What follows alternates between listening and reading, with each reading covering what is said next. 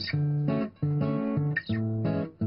Dans un pays qui a longtemps eu une histoire d'amour avec le thé, Starbucks ouvre un nouveau point de vente en Chine toutes les 12 heures.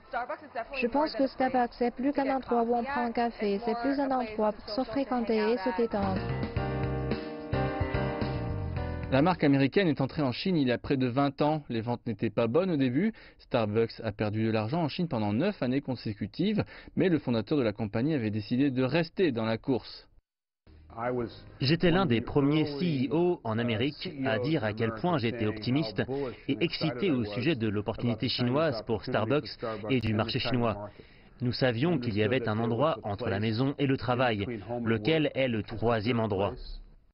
Résultat, la Chine est maintenant le deuxième plus grand marché de Starbucks après les États-Unis. 7 millions de clients loyaux, le nombre a triplé en juste 4 ans. La réforme et l'ouverture ont créé une hausse de la classe moyenne en créant des opportunités, pas seulement pour les marques internationales en Chine, mais aussi pour les marques chinoises vendues à l'international. La petite ville de Taizhou, non loin de Shanghai, est le lieu de naissance du premier constructeur automobile chinois privé, Geely, et la ville natale du légendaire propriétaire de la compagnie, Li Shufu. Dans les années 90, Li Shufu a créé sa première affaire ici, un petit studio photo.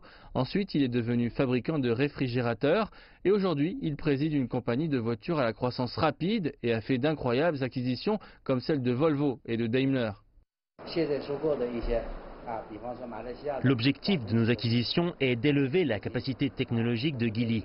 Dans le futur, les entreprises privées chinoises ne pourront plus compter sur des coups bas pour concurrencer les marques mondiales. Ce sera une concurrence sur la technologie. Les ambitieux investissements à l'étranger de Geely étaient autrefois moqués par beaucoup et considérés comme un serpent qui essaie d'avaler un éléphant. Et l'investissement de Starbucks dans un marché où l'on boit du thé était aussi vu comme une mission impossible. Mais au cours des dernières décennies, la Chine a été témoin de nombreux miracles commerciaux comme cela.